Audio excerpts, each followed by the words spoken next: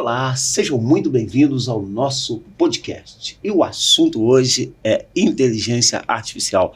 Trouxemos aqui duas autoridades aí, especialistas no assunto. Primeiro, boa tarde, Dr. Laí Castro, professor e doutor nessa área.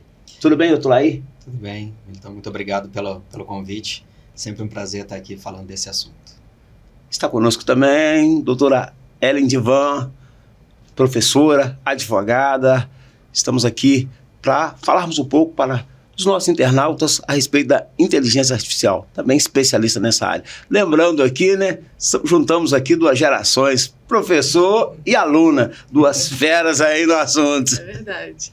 Boa tarde, agradeço também o convite. Quero fazer o registro que é a primeira vez que eu participo de um podcast, então estou muito feliz com o convite e poder falar sobre direito e novas tecnologias, que é o assunto que a gente gosta de tratar.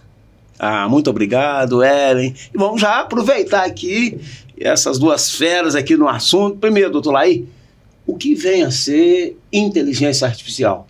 É o assunto em pauta, né? Ninguém sabe o que é, o que vem a ser, a população, enfim. Todos nós ainda é muito novo, né?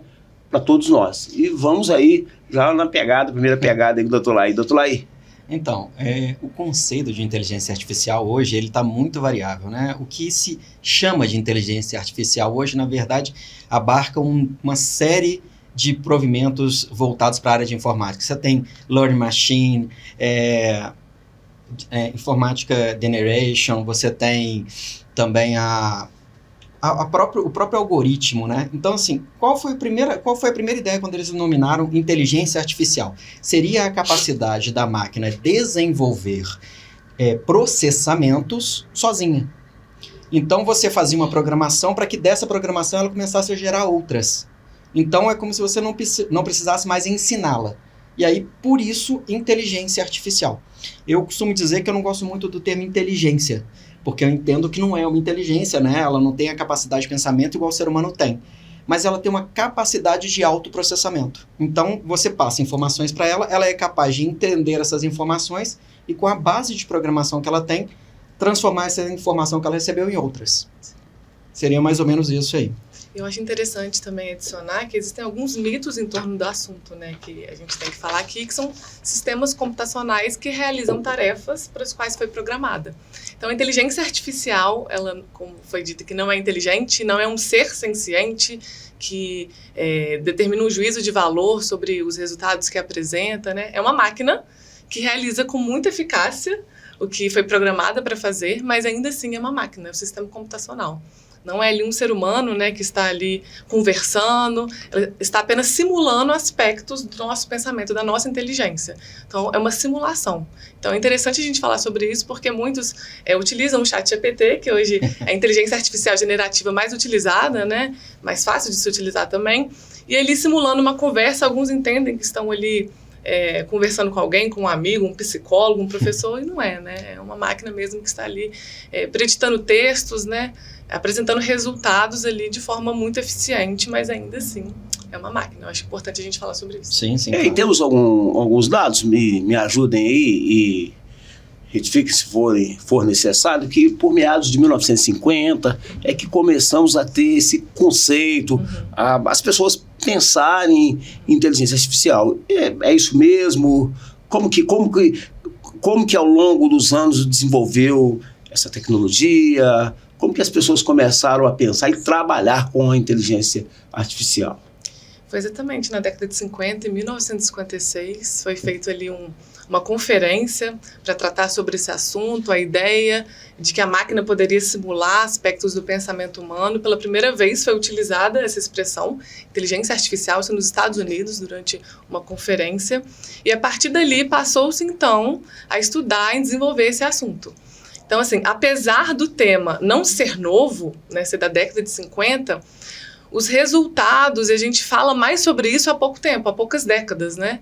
O assunto, o campo da ciência, da computação, da ciência da inteligência artificial é estudado há bastante tempo, mas, assim, o desenvolvimento e a aceleração no assunto tem resultados surpreendentes há poucas décadas, principalmente com a inteligência artificial generativa, que é a do ChatGPT e de outros aplicativos que a gente utiliza hoje em dia. Então, por isso que a gente fala mais sobre inteligência artificial nos dias de hoje, porque a tecnologia se acelerou e desenvolveu mais nas últimas décadas. A gente teve um movimento muito grande também quando inventaram um computador, me foge o nome agora, se você souber, me lembre, que jogava xadrez. E colocaram esse jogo. Turing, acho que sim. que desenvolveu o algoritmo. Colocou o computador para jogar xadrez com um campeão mundial de xadrez. E ele venceu, né, doutor? O campeão mundial venceu a primeira, logo depois ele aprendeu. Então eles usaram a inteligência artificial e aí o computador começou a aprender. E aí o computador começou a ganhar dos seres humanos. Mas foi interessante que o movimento do xadrez, ele como é um movimento preditivo, né, onde você começa a imaginar o que vai acontecer daqui para frente, essa questão imaginativa do ser humano, com a capacidade de aprendizado do computador, fez com que as equipes que dessem certo eram equipes de humanos com computadores. Então, esse caminho que o xadrez fez, por exemplo, é um caminho muito interessante para que a gente aprenda que, na verdade, a inteligência artificial ela é uma coisa que vem para agregar, não para substituir. Mas isso, doutor, vou interromper o senhor aqui. Claro. Eu uma expectativa muito grande e o medo da população. Sim. A máquina vencendo o homem. As pessoas tiveram aquele... Opa, o que está acontecendo? A máquina vai substituir o homem? Dentro desse contexto, quero perguntar primeiro para os dois. Quais os benefícios da inteligência artificial? Pode prejudicar, abre aspas aí para o prejuízo, né? Diz respeito a desempregos, enfim, há um prejuízo para o ser humano a inteligência artificial, pode agregar. Como é que vocês veem isso? Fala aí para os nossos ouvintes, né? Quais os benefícios primeiro? Aqui, só vou interromper aqui. Hoje está nos nossos bastidores aqui o doutor Rodrigo. O doutor Rodrigo trabalha comigo lá no gabinete. Ele veio amigo do doutor Laí, né? Quem é vivo sempre aparece aqui, né? E o Rodrigo hoje nos está dando aí o privilégio da sua visita. Seja muito bem-vindo, doutor Rodrigo. Mas, continuando aí. Amigo do senhor, né, doutor? Sim. Uma honra tê-lo aqui, sempre. Bom, vamos lá então, né? Olha só, eu acho que esse medo, ele é comum, tá? Se você pegar a tecnologia, por exemplo, eu vou pegar na minha área, né? A tecnologia e o direito.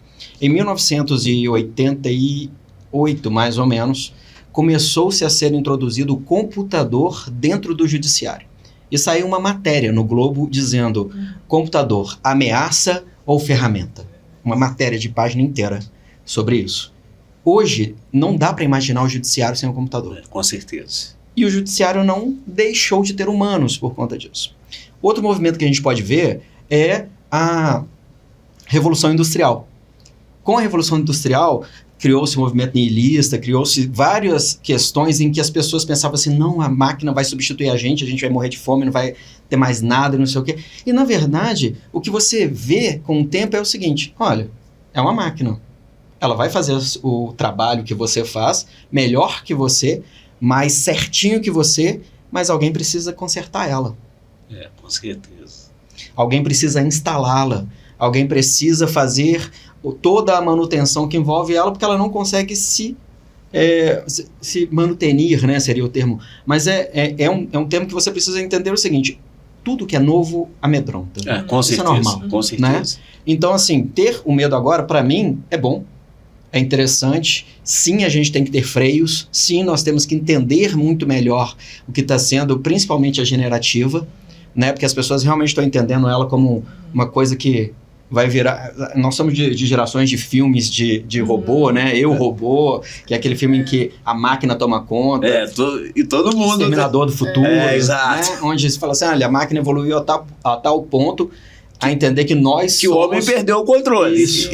Nós somos a doença do mundo. Exato. Então, se a máquina foi feita para transformar o mundo em mundo perfeito, o ser humano precisa deixar de existir, né? Mas, assim, a gente tem que entender que quem criou a máquina somos nós. Nós somos o criador. Então, assim, a ponto de deixá-la evoluir a um longo prazo, isso daí ainda, para mim, ainda tem certas restrições. Tanto que eu sempre falo que as pessoas falam muito, né? Mas quem vai regulamentar? Quais são as leis? O que vai ser aplicado inteligência artificial. Fala assim, olha, aplica a lei no homem que está criando a inteligência artificial que o resultado vai ser muito melhor.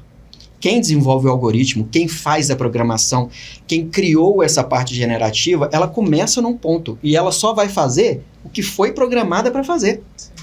Então, se eu programei errado, ela vai fazer errado. Se eu programei certo, ela faz certo. Então, assim, para mim... Não tem como antecipar, tem que... Ah, sim. Eu vi uma frase essa semana que o direito, ele é pós-social. Depois que acontece o fato é que entra o direito. Porque não tem como aplicar o direito se não acontecer o fato. Inteligência artificial também, essa mesma situação isso que eu estou falando, tem que esperar acontecer, tem que ver onde chega, ou temos como limitar esse tipo de tecnologia?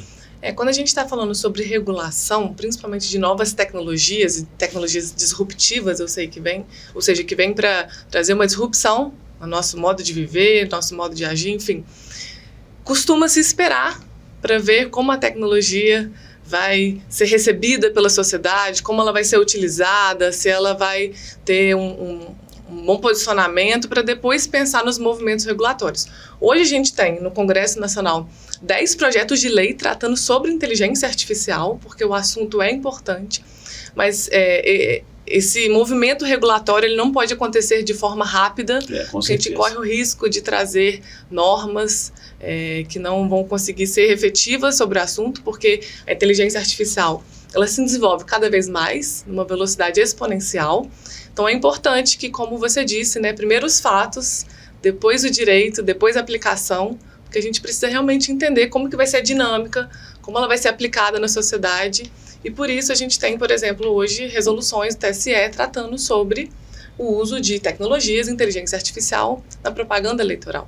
Porque a gente vê que é um movimento que tem acontecido, o uso das redes sociais nas eleições não é algo novo, mas a inteligência artificial é uma mudança que a gente vê acontecendo cada vez mais. Então, por isso que a regulação, geralmente, ela tende a demorar um pouco mais do que a tecnologia chega no mercado. Pode falar, não, doutor. por favor, fique à vontade. Pode falar. A preocupação nossa, de todo mundo, daqui a pouco vocês vão falar com mais propriedade, as desvantagens. Como que ela pode ser usada negativamente, até para interferir no processo eleitoral. Porque é uma tecnologia até então que ela é dominada por alguns, muitos desconhecem, e como que ela vai ser usada? Em termos de desvantagem e aplicação negativa, a gente tem exemplos assim, a perder de vista. Porque na verdade, eu sempre falo isso com relação à internet, a internet, ela deu voz a quem não podia ter voz. E isso, assim, sempre que eu falo isso, meio... Lembro que eu falei nisso numa entrevista para um jornal aqui de Juiz de Fora há algum tempo, já uns 8 anos. Eu falei assim, gente, eu vou ser execrado aqui. Mas é porque as pessoas elas precisam entender. Existem movimentos sociais que, pré-internet, eles ficavam adstritos aos seus grupos pequenos. E eles não faziam mal além daquele grupo. Hoje não. Hoje você tem movimentos de haters, você tem movimentos de divulgação de ideias. Você tem aquelas pessoas que falavam assim, não, eu tenho vergonha de falar que eu tenho essa ideia. Ela fala na internet, acha um monte de outras pessoas e isso cria um movimento. Quando você teve o que a gente chama hoje de Big Data, que foi a capacidade de máquinas enormes fazerem processamentos que eram impossíveis, inviáveis até 2 décadas atrás, você mudou completamente a internet. Mas completamente. A eleição do Trump é creditada a isso, ao Big Data, porque antes era assim, o grupo Meta, que tem o Facebook, tem o WhatsApp e tal, ele tem uma base de dados. Você deu um monte de informação lá, ele controla aquilo. O grupo do Instagram tem outro, o grupo do Twitter tem outro, X agora, né? Todos eles tinham bases de dados separadas. Aí o Big Data veio, ou seja, Big Data na verdade ele não é um ser, né, um ente. Eles são grandes computadores que conseguem programar, que têm uma capacidade de programação absurda. Então eles conseguiram coletar todas as informações num ponto só. Então hoje, e eu falo isso sem menor medo, a internet sabe mais de você do que você. Isso. E aí, quando eu sei mais de você do que você e eu controlo isso, e eu consigo fazer, por exemplo, uma inteligência artificial generativa que sabe disso e controla isso, ela faz de você a ferramenta dela.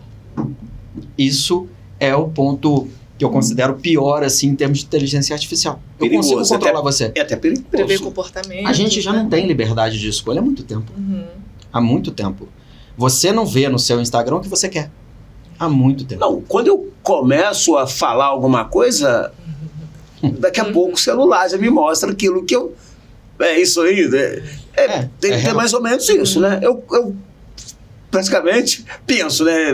Eu falo, quando você fala alguma coisa, daqui a 2 minutos o celular aparece aquele conteúdo que você falou. Como se estivesse sendo vigiado.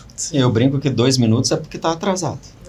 Em 30 segundos eles já são capazes de te dar o retorno.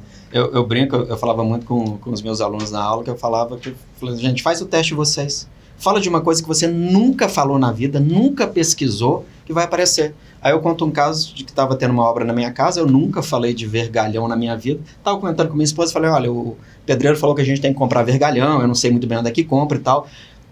15, 20 segundos, meu celular acendeu. Uma propaganda de vergalhão. Doutor, isso não sei quanto aqui, os que estão aqui nos ouvindo, aqui nos bastidores, isso nos assusta. Parece que nós estamos no Big Brother. Sim. Ou seja, você está sendo vigiado 24 horas. Né? As suas escolhas estão pautadas ali. Queira ou não queira, você muitas vezes não induzido, mas está ali na sua frente. Sim. Aparece, falou, apareceu. É induzido, pode ter certeza. Esse é o termo, doutor? Sim. Por isso que é importante a gente entender, né, sobre o funcionamento das redes sociais, exatamente. dos algoritmos, do que é sugerido para nós, para a gente não se manter ali numa bolha também ideológica, né, de só consumir conteúdo que a gente gosta, que a gente concorda, e vai criando ali câmaras de eco, e a gente não consegue mais ter acesso a outros conteúdos, outras informações. E isso pode ser perigoso, principalmente quando a gente está falando aqui sobre pleito eleitoral e sobre outros assuntos. Outros também. assuntos, quando nós, né, não temos ainda uma identidade, uma personalidade formada, os adolescentes, as crianças, podem estarem ali correndo um risco, dependendo de quem estiverem nos controlando. A gente tem que pensar, basicamente, o seguinte... Falando, né, nessa questão de bolhas, às vezes a gente mesmo, principalmente da área acadêmica, a gente tende a ficar muito ali naquele, todo mundo pensa isso, todo mundo sabe disso. E na verdade, se você pensar no...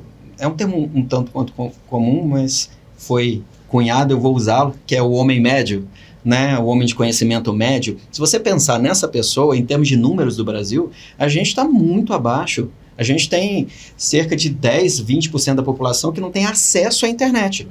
E quando tem acesso é por alguém ou por alguma coisa. Então, se você pensar que essa pessoa consegue hoje, por exemplo, ver um deepfake, vamos falar um deepfake seu, Militão, com a tua voz falando uma coisa que você jamais falaria.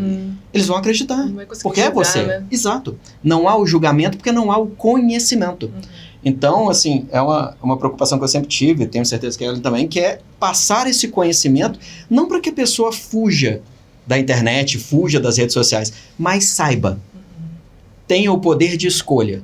Né? Eu falo isso muito também com relação à própria LGPD, né? A Lei de Proteção de Dados que veio agora. Ela não quer que seus dados não sejam usados. Ela quer que você saiba onde ele está sendo usado e que você permita se ele seja usado ou não. Porque hoje a gente não tem isso.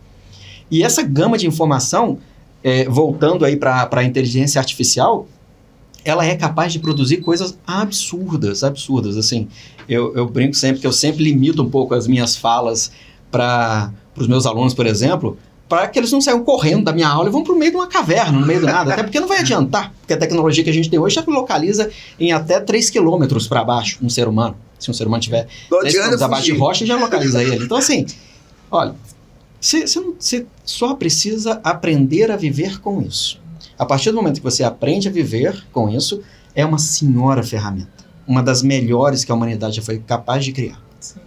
Por isso é importante, né? A educação digital, a gente tem uma expressão que a gente usa que é literacia digital, que é justamente entender, né, como funciona um ambiente virtual, a internet, as redes sociais, a inteligência artificial, que é o que a gente está fazendo aqui, porque o conhecimento é importante, mas um conhecimento de qualidade, ou seja, uma informação, né, que seja verdadeira e que não seja superficial. Isso é importante se fazer, porque hoje a gente pode consumir qualquer tipo de informação nas redes sociais, a gente não sabe se é de qualidade, se é falsa, se é descontextualizada, se é desatualizada, qual foi a intenção de se compartilhar aquele tipo de conteúdo. Então, por isso que é importante a gente ter esse pensamento crítico quando a gente usa a internet, porque não é um ambiente neutro e muitas vezes, né, nós estamos ali sendo reféns de certos conteúdos que nos são sugestionados. Então, por isso que é tão importante a gente estar em espaços como esse, né, falando desse assunto, né, que não é próprio só do direito, né, qualquer pessoa, né, que utiliza a internet, as redes sociais, deve entender, né, de forma minimamente, né, como que funciona. Porque é importante, como foi dito aqui, o poder de escolha, né, o poder de escolher o que eu consumo, o que eu curto, o que eu compartilho, o que eu não quero ver, né, é importante mesmo esse poder de escolha ser direcionado ao usuário, que somos todos nós, nos dias de hoje. O doutor Laí abordou uma situação aqui, né? Até simbolicamente, o cara correr para a caverna, ele está sendo visto. Preocupação bateu aqui. O TSE, o TRE, as juntas eleitorais. Será que nós temos tecnologia para inibir os fakes, para inibir o mau uso da inteligência artificial? Porque o estrago, doutor, é muito grande. E como corrige o estrago? Né? A grande questão é a seguinte... É muito rápido. O senhor disse, eu achei interessante. Os caras correram a caverna, ele tá ali, mapeado.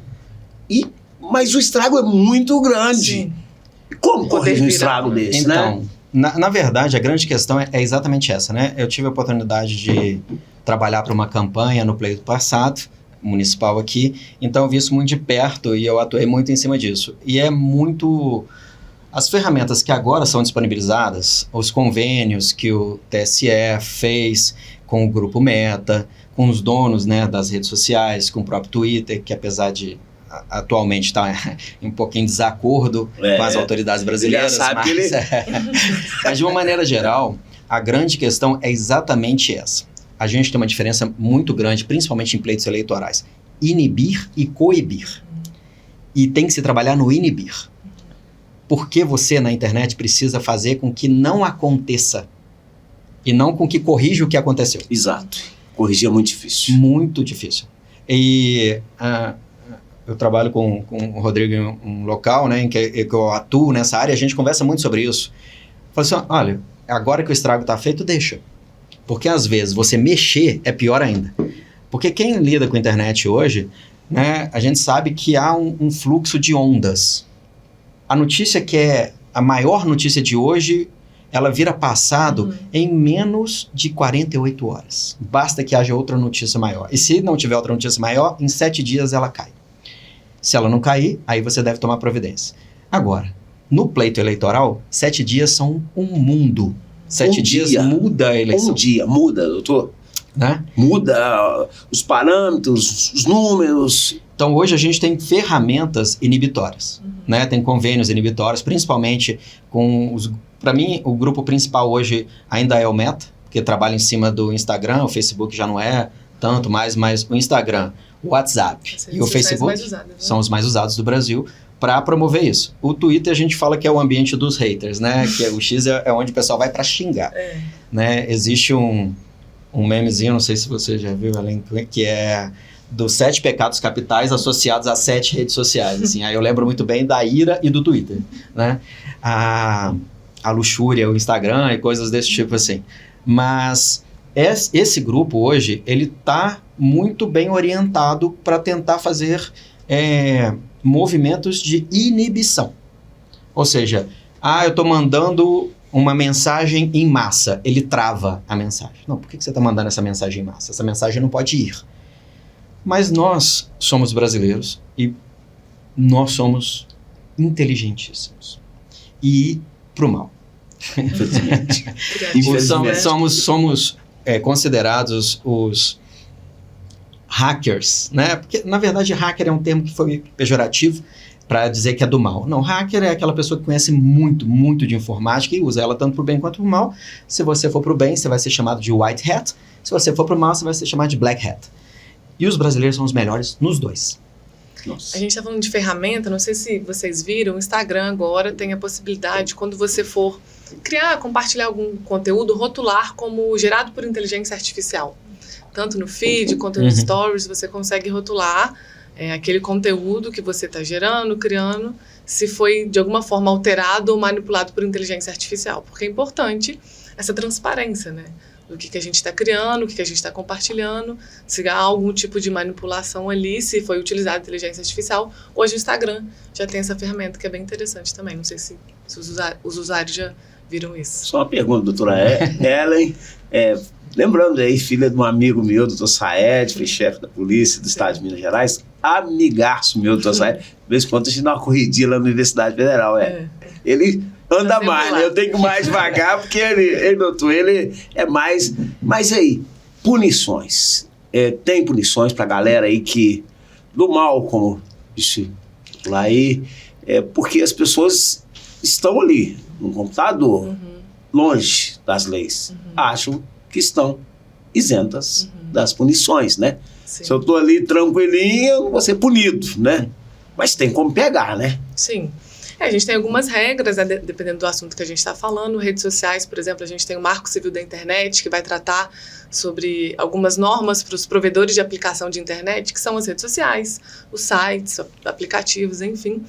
E dependendo, né, do que for ali compartilhado, viralizado, se ofender os termos de uso da própria rede social, ela mesma pode tomar as providências cabíveis, pode retirar aquele conteúdo.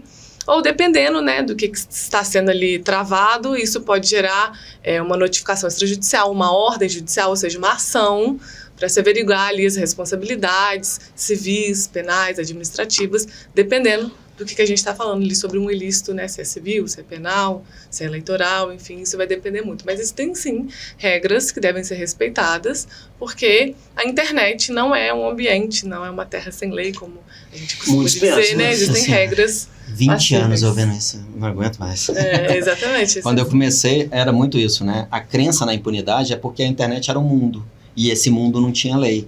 Nunca foi um mundo, nunca. A internet é meio. A internet tem uma pessoa física produzindo efeito a outra pessoa física. Não existe um mundo, né? A exceção talvez do Second Life, que é uma iniciativa que também não foi tão para frente assim, ou desse ambiente virtual que o Zuckerberg tentou fazer vingar, mas ainda não funcionou muito bem. Não é um mundo, não é outro mundo, é o seu mundo. E a internet ela é só uma máquina, só uma ferramenta. Você produz efeitos. Assim, eu lembro nas primeiras ações que eu tive que mover, porque era engraçado, que eu gastava na minha petição inicial umas 3, 4 páginas explicando o que era, como é que funcionava, para aí, né, graças a Deus, hoje em dia a gente já tem bons profissionais na área que já permitem que essa parte a gente pule. Mas ainda há um desconhecimento muito grande, realmente, assim. Eu tive inúmeras orientações de TCC, né, de graduação, onde a gente estava discutindo direito autoral, por exemplo, o que é produzido pela inteligência generativa é de quem? É dela? E ela é um ente? Ela é dotada de direitos? Então, assim, quando você começa a falar assim, direito autoral, herança digital, né? A pessoa morreu, ela tinha 1 milhão de seguidores. E aí? Quem coordena isso? Com quem que fica? Isso é um bem. Isso tem que ser tratado. Então, é aquilo que basicamente você colocou. O direito, infelizmente, ele corre atrás dos fatos. Então, primeiro o fato, depois o direito. O que a gente tenta hoje na inteligência é tentar fazer um exercício preditivo para, às vezes, segurar. Só que, por exemplo, a lei de crimes informáticos, para mim, ela é horrível. Ela foi feita a toque de caixa para responder um apelo, basicamente, de uma pessoa, e foi feita uma lei a toque de caixa que deixou para trás um monte de coisa que penalizou determinadas condutas absurdamente. Por exemplo, se você invade um dispositivo telemático, que é qualquer dispositivo eletrônico, você recebe uma punição maior do que uma pessoa que invade uma casa, arromba uma residência. a punição é infinitamente maior. Então, assim, você começa a ver que as coisas, elas feitas dessa maneira, não é legal. São desproporcionais ao Sim. fato, né? Você impede a evolução. E é uma das coisas que se pensa muito quando em relação aos projetos de lei. Tinha boas pessoas desenvolvendo bons projetos de lei, por exemplo, a própria LGPD foi cortada em determinadas partes. Quando eles fizeram o Marco Civil era para ser... Ele ainda é considerado a melhor lei do mundo no que tange a internet. E ele foi completamente retalhado. E ele é muito geral. Então, as regulamentações que vieram depois, elas não vieram. Então, às vezes, por exemplo, qual é a preocupação? Hoje a gente já tem uma regulamentação, a regulamentação europeia, que regulamenta a inteligência artificial. Ela recebe inúmeras críticas porque dizem que ela impede a evolução da própria inteligência artificial. Seja para o bem ou seja para o mal. Ela vai impedir, ela vai travar esse movimento. E aí você começa a pensar, então, a lei foi boa ou foi ruim? O grande fator hoje é a velocidade. A velocidade com que as tecnologias são desenvolvidas, a velocidade com que os conteúdos são compartilhados, a velocidade com que os usuários conseguem ter acesso a novos aplicativos, novos programas que chegam no mercado. Então, a gente não consegue acompanhar essa velocidade. E os movimentos normativos, ou seja, as leis, as normas também não conseguem acompanhar essa velocidade. E é justamente a grande preocupação que tem, né, os profissionais do direito, a gente conseguir acompanhar essas dinâmicas sociais que acontecem hoje com a internet, com as redes sociais, com a inteligência artificial, com outras tecnologias disruptivas também, que são cada vez mais colocadas no mercado de uma forma que qualquer usuário, qualquer pessoa que tenha uma conexão à internet possa baixar, utilizar, e às vezes sem saber quais serão as consequências advindas desse uso dessa tecnologia. Então, a velocidade é a questão. E a pergunta, como que está em nosso país essa tecnologia? Você falou do impeditivo da evolução, que a lei muitas vezes cria, né? Mas como que está hoje no Brasil? Como que a gente pode avaliar? Como que o brasileiro está vendo? Como que vocês aí do direito estão avaliando? Especificamente sobre inteligência artificial, a gente ainda não tem nenhuma lei. Como eu falei, existem projetos de lei que estão tramitando no Congresso Nacional, né? A ideia é que até o final do ano a gente tenha aí o sancionamento de alguma lei específica sobre inteligência artificial, mas no Brasil a gente ainda não tem nada tratando especificamente sobre isso. Não. Então, por isso que é tão preocupante, né? A gente usa a inteligência artificial, mas a gente não tem ainda normas específicas para tratar sobre o assunto, apesar de já estar disponível aí no mercado para a gente utilizar, né? Enfim, por isso a grande questão é que nós temos essa preocupação, né, enquanto profissionais do direito, já que a gente está falando aqui sobre regulação. Existem muitos impactos, né? Tem o lado A, o lado B, ou seja, os benefícios, os malefícios, mas enquanto regulação, a gente está caminhando, mas ainda não temos uma norma específica sobre o assunto. Em termos gerais, eu sempre penso assim que a gente, como a Ellen colocou, a gente foi submetido a muita novidade muito rapidamente. Muito rápido. E não há lei que consiga, tá? Simplesmente não há. Eu, lendo o Marco Civil da Internet, por exemplo, eu acho o Marco Civil da Internet, eu comento, eu falo assim, gente, uma lei bem feita. Apesar de ter sofrido vários retardos, vários lobbies, principalmente das indústrias de telecomunicação mesmo, cortou muita coisa interessante que vinha, mas é uma lei que... Como é que você vê uma lei que tenta ser atemporal? Sob qualquer forma, inventada ou ainda ser inventada. O legislador, ele tenta fazer isso. Por quê? Porque ele precisa disso. Imagina se eu fizesse o Marco Civil da Internet pensando na internet cabeada. Ela mal existe hoje. Então, assim, você me desculpa, Militão, qual que é a sua idade? Assim? 57. Tá bem mais conservado que eu, que tenho 47. Mas, você tá bem demais. Vamos pensar na gente, assim, eu perguntei a sua idade para a gente pensar na gente. Pensa em você com 20 anos e me fala que você imaginou o que a gente tem hoje nesse mundo. Pensa numa geração que linha fixa da Telemig era um bem comprado. Que a minha mãe comprou para mim como se fosse um bem, como se fosse um carro. Olha, meu filho, estou comprando uma linha fixa para você. E agora a gente tem um mundo aqui, ó. Nós ficamos, eu e meu irmão, era ali na Facite, era Telemar, mais de 2 dias na fila para adquirirmos uma linha de telefone. Não sei se aconteceu aqui. Tem ninguém novinho aqui também, não, tá? Pessoal, tô vendo aqui, tá umas carinhas aqui. Então todo mundo ficava ali, né? O Jonas, né? Jonas aqui nos bastidores, todo mundo ali. A minha mãe foi pra filha, esse presente dela pra mim foi. E ela pagou parcelado. E eu lembro que eu falava assim, gente. Aí quando a linha saiu, aí eu já era mais jovem, né? Então, quando a linha saiu, ela já tinha perdido isso por causa do movimento que tinha feito em cima da Telebrás e tal. Então você vê assim, pensa que em 2000, a internet no Brasil ela é recente. Ela popularizou em 2000. A gente tem 20 anos de internet no Brasil. E aí me fala, há 20 anos atrás. Então agora vamos pegar não quando você tinha 20, mas imagina nos anos 2000. Isso que a Ellen falou é a nossa preocupação de sempre. Porque na hora que a gente regulamentar uma, cria-se outra. E é sempre assim. Por que isso? Porque não é que essas pessoas elas ficam pensando sempre como burlar a lei. Não é isso. Mas elas sempre estão pensando. O ser humano é um ser inovativo. Ele é um ser... proativo, tá pensando. Exatamente. Quando o Steve Jobs ele criou o iPhone sem nenhuma tecla, foi uma revolução no mundo dos celulares, que já era uma revolução. E aí, quando você cria o smartphone, que é a possibilidade daquele aparelhinho que está na sua mão te conectar com o mundo, foi outra revolução. E aí você começa a pensar, gente, mas eu mal regulamentei agora as telecomunicações. O que é isso? Isso é telecomunicação? Porque hoje em dia a coisa que você menos faz no seu celular é ligar. Você manda mensagem de áudio, você escreve, você faz... Ligar é uma das coisas que você menos faz. A principal função se perdeu, né? Em tudo. Menos. Às vezes, que a gente... você falou bem. A função principal do bem foi perdida aí com a evolução. Sim. Incrível.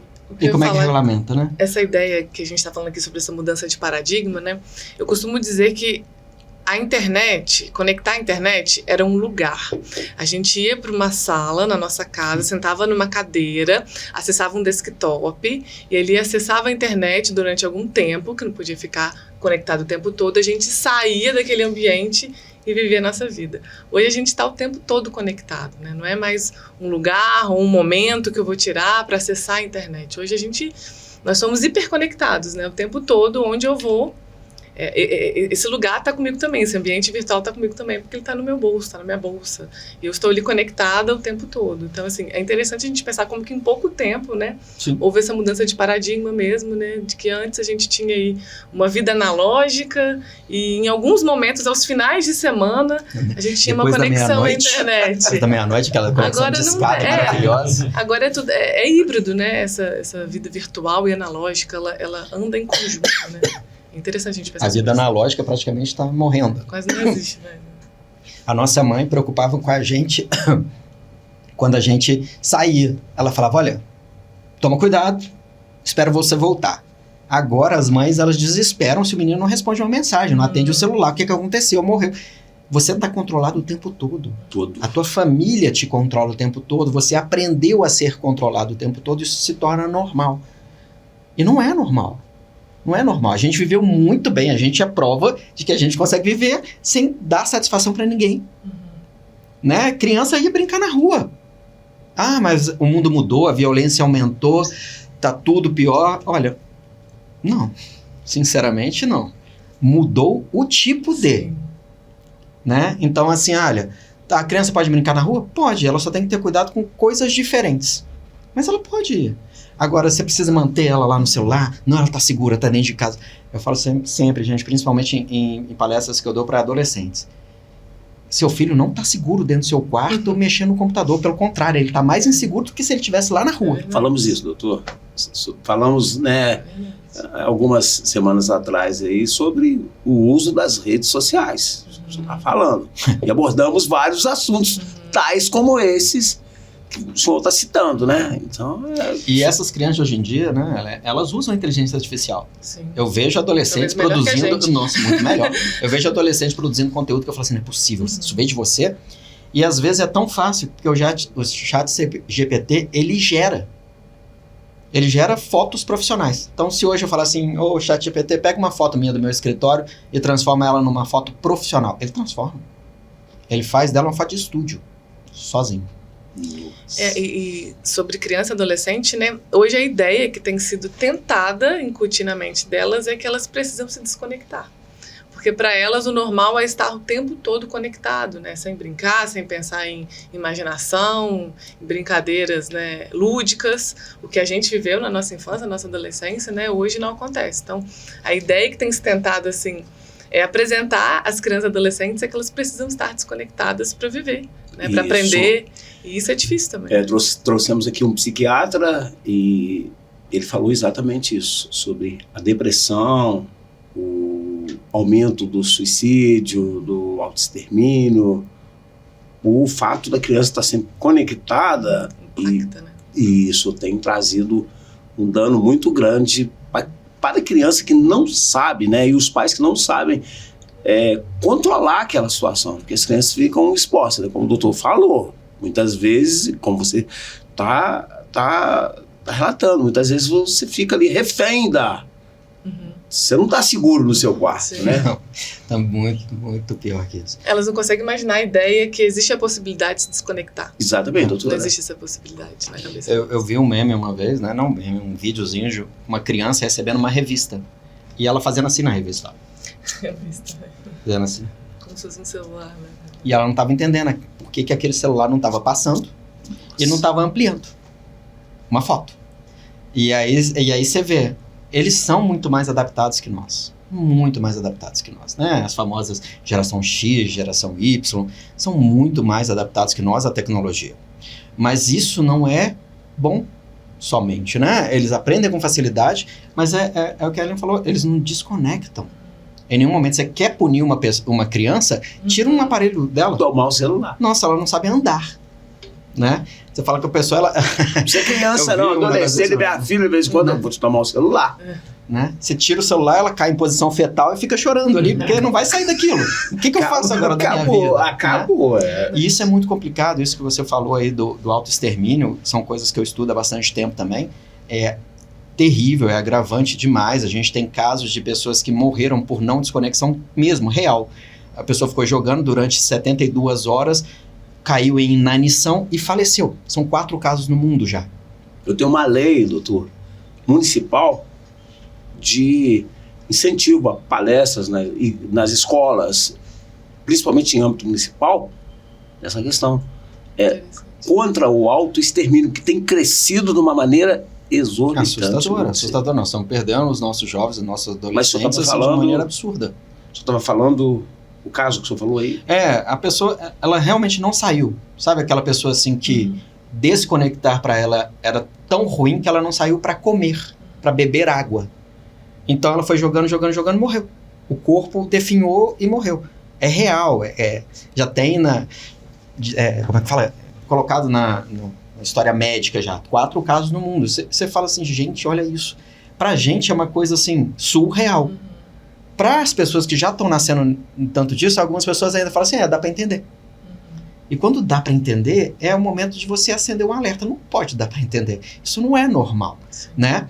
E os movimentos que têm sido feitos, por exemplo, com a utilização da inteligência artificial, voltando para o nosso assunto, que eu achei ótimo a sua primeira pergunta, as pessoas precisam entender o que ela é, para elas entenderem que quem usa é que é ruim, não ela em si.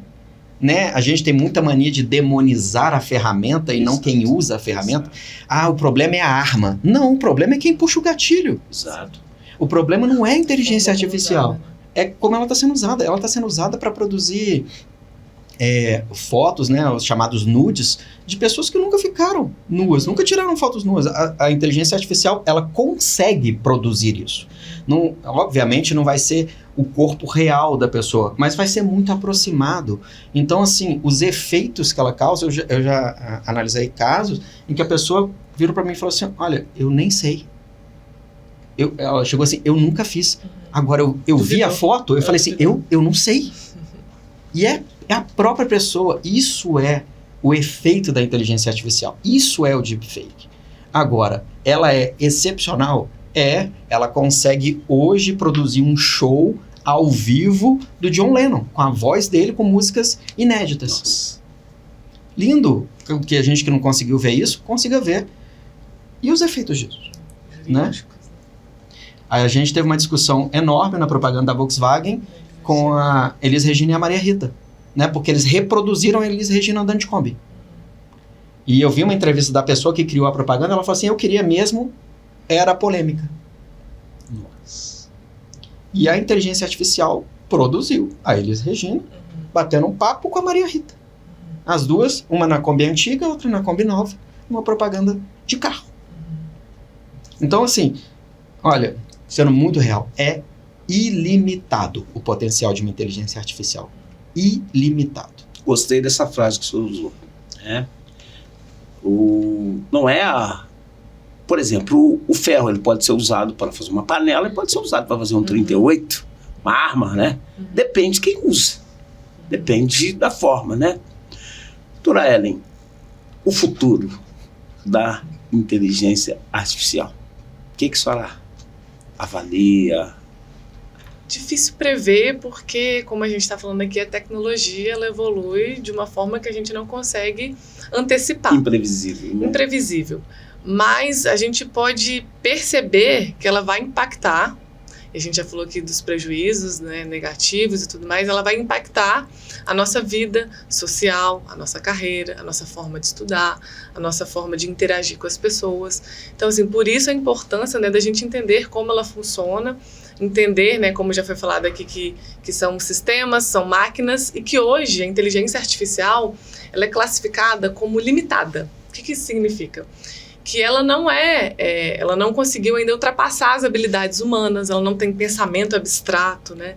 Não consegue raciocinar, ela não consegue ali apresentar um juízo de valor a uma resposta que ela dá num chatbot, por exemplo. Ela está apenas ali realizando uma tarefa. Reproduzindo, exatamente. Então, hoje é interessante a gente falar sobre isso, né? Porque realmente algumas pessoas entendem, veem, por exemplo, a RoboSofia dos Estados Unidos, né, veem sistemas computacionais que são nominados com nomes próprios e pensam que ali tem um ser consciente que vai dominar e subjugar o ser humano. As pessoas pensam. E essa ideia que vem, como a gente já falou aqui, de filmes, de livros, de ficção científica, né, de que um dia a máquina vai subjugar o ser humano. E isso está longe de acontecer, porque para a inteligência artificial conseguir ultrapassar, né, as habilidades do cérebro, né, a gente tem que conseguir entender o que é a consciência e como que a gente vai definir o que é consciência, o que é imaginação, como que a gente pensa, né? Hoje o que se estuda é como a gente aprende. A inteligência artificial consegue simular a nossa forma de aprendizado. Mas como a gente pensa, como a gente imagina, como que a gente cria, como que esse processo, né, de criar um texto, uma arte, uma imagem, uma teoria? Isso é muito difícil porque é muito complexo, né? Nosso cérebro é muito complexo. Então, assim, existe ainda um caminho a se percorrer para a gente chegar nesse nível de inteligência artificial. Existe potencial, mas é importante a gente falar, por isso no início eu falei que existem muitos mitos, né, que devem ser quebrados, que é uma máquina, é um sistema, o nosso que próprio, faz muito bem o que faz. Nosso próprio cérebro, né, até hoje, mais ou menos 20% que a ciência conhece, o nosso cérebro é muito mais amplo, né? Então, que as pessoas acham assim, dominar, sabe mais, porque as pessoas, quando chegou, né, daquela família, agora substituiu o cérebro humano. Então, para as pessoas que foi muito bom, o doutor Laí, doutora Ellen, está explicando aqui para os nossos telespectadores, né? São telespectadores. Não gosto que eu fale isso aqui, mas estão vendo e ouvindo, né? Então, para eles terem ciência, né?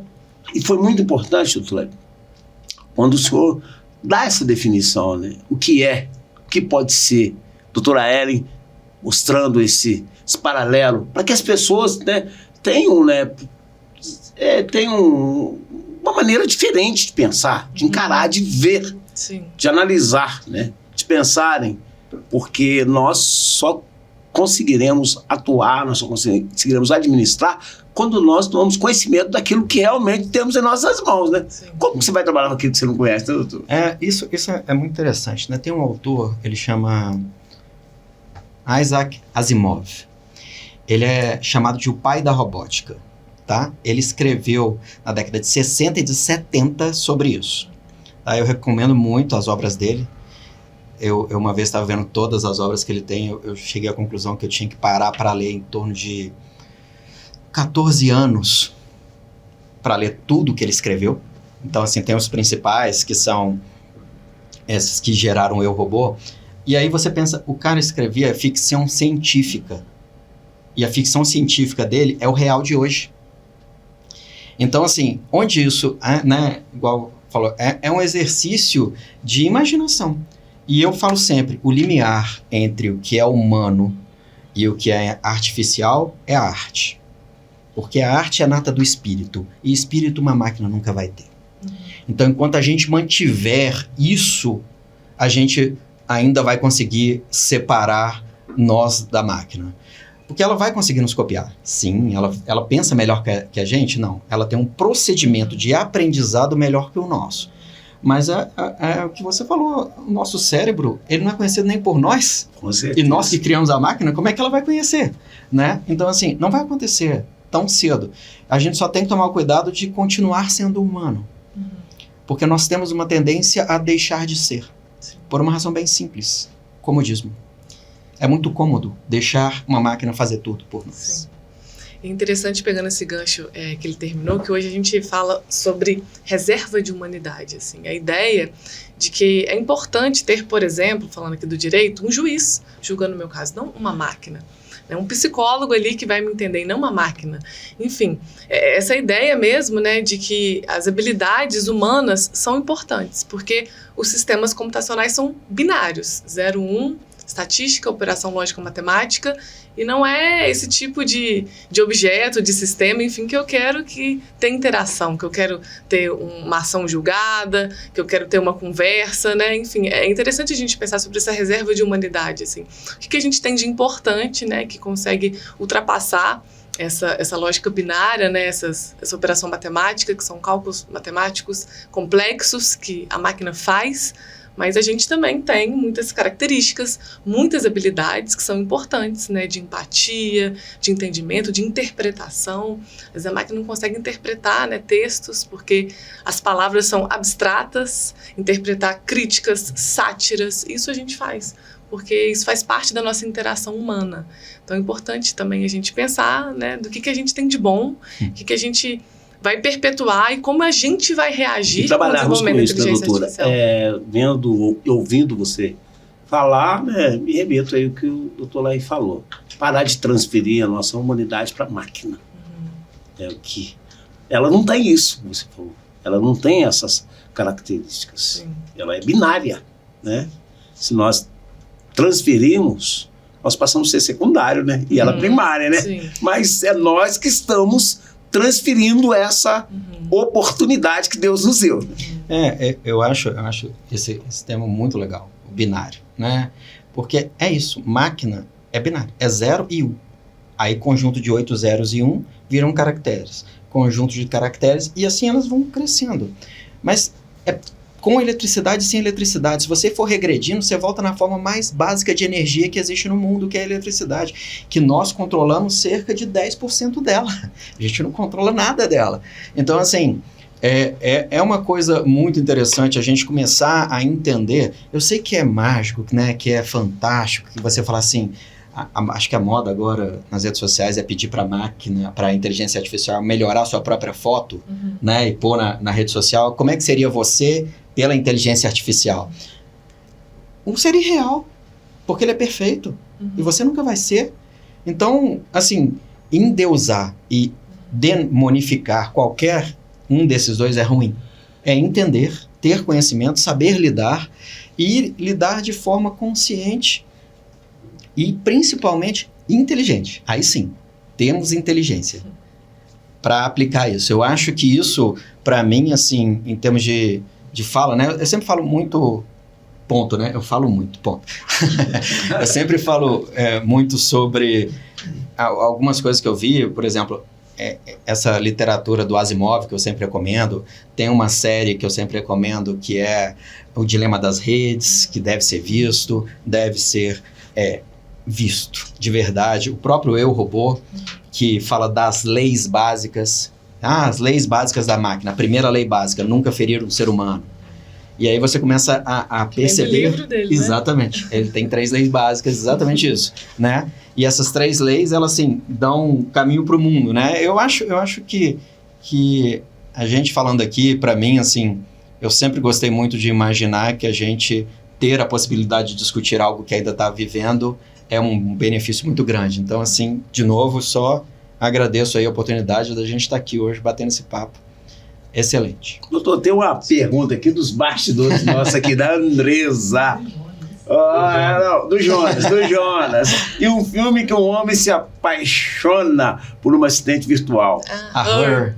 Hoje teríamos a possibilidade de ter uma inteligência tão desenvolvida assim? Sim. Tá o Jonas aqui no pedaço aqui. Com toda certeza. Com toda certeza a gente já tem isso. A própria Sofia, que ela mencionou, tem um humanoide, Sofia, que ganhou a cidadania da Arábia Saudita.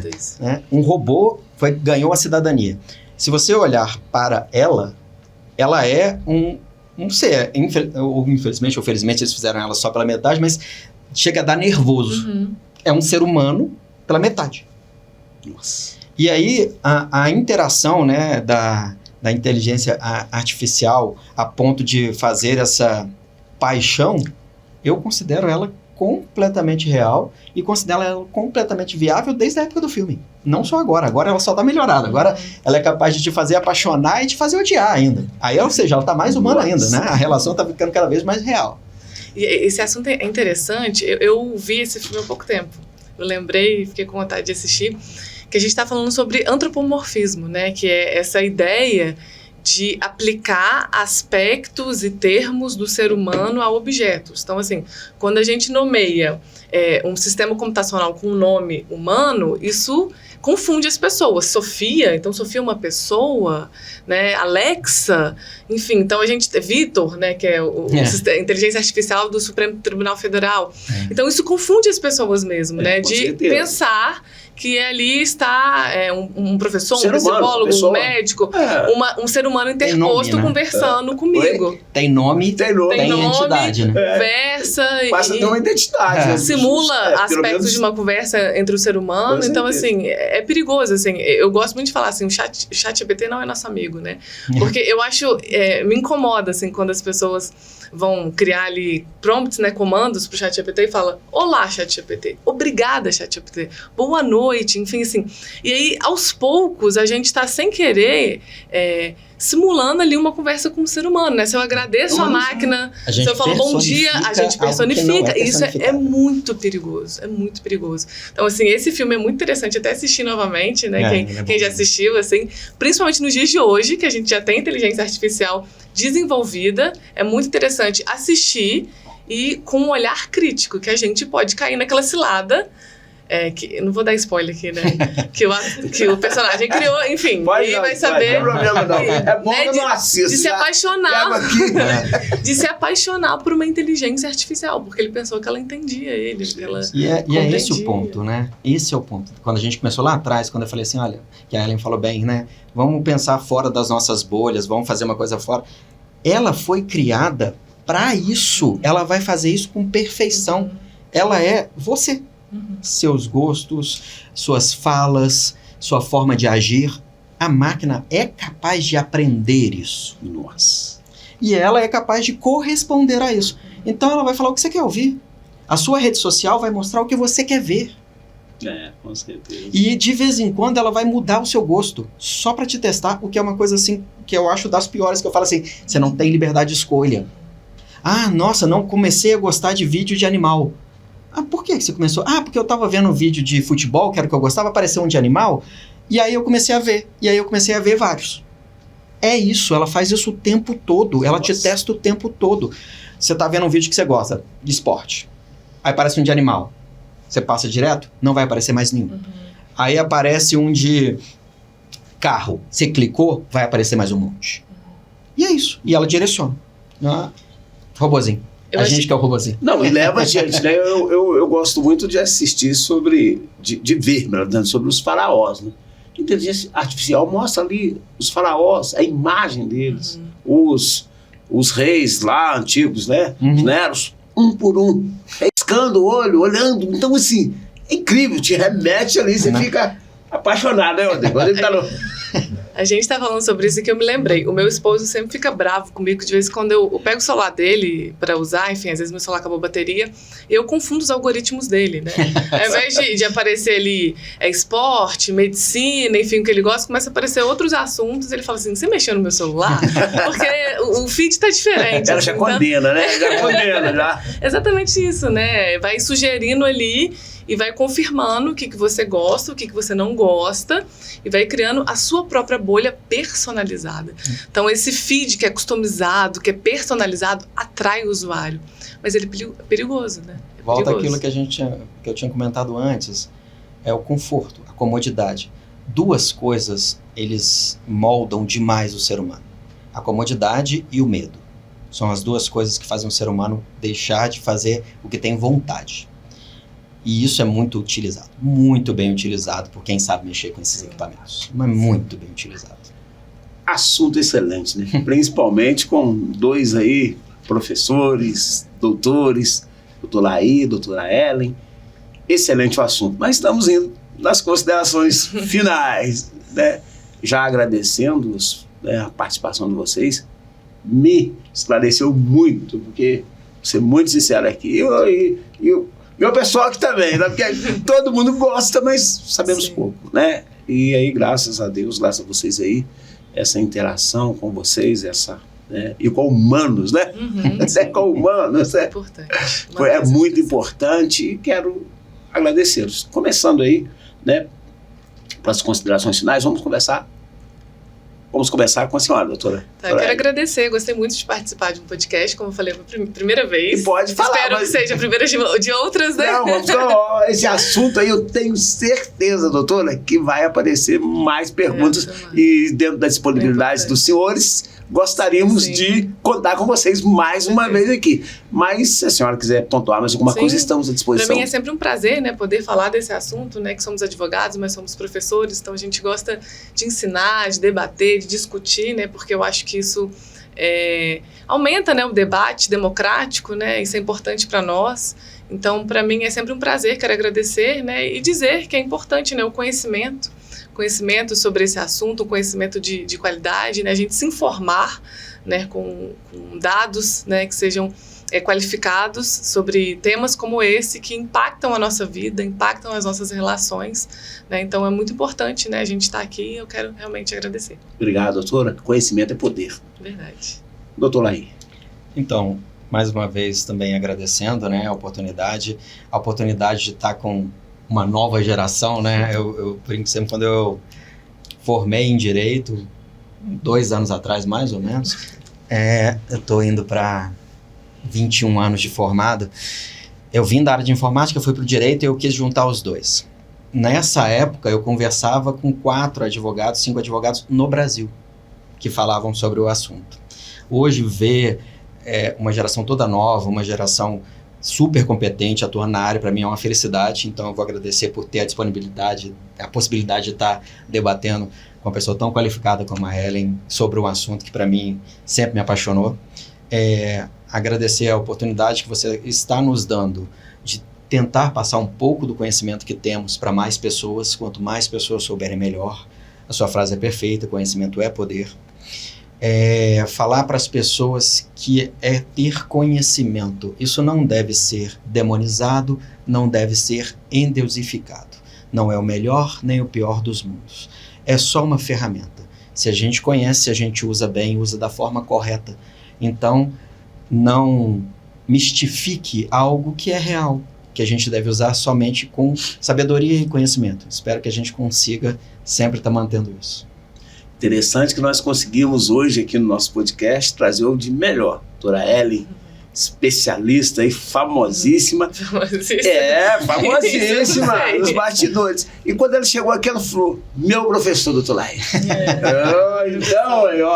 Então, para vocês terem ideia de o quanto foi importante, né? 2 gerações de feras aqui que mostraram seus conhecimentos, revelaram o melhor para você. E convido você aí, todos os nossos internautas ou telespectadores, da maneira que aí os bastidores aqui gostam que eu falo essa palavra, visitem as nossas redes sociais, visitem o nosso YouTube, participem aí das nossas redes sociais, continue aí dando sugestão, falando, contribuindo, porque você é o mais importante, né? Sempre estaremos trazendo fatos novos, sempre estaremos trazendo pessoas aqui qualificadas para que você seja muito mais informado.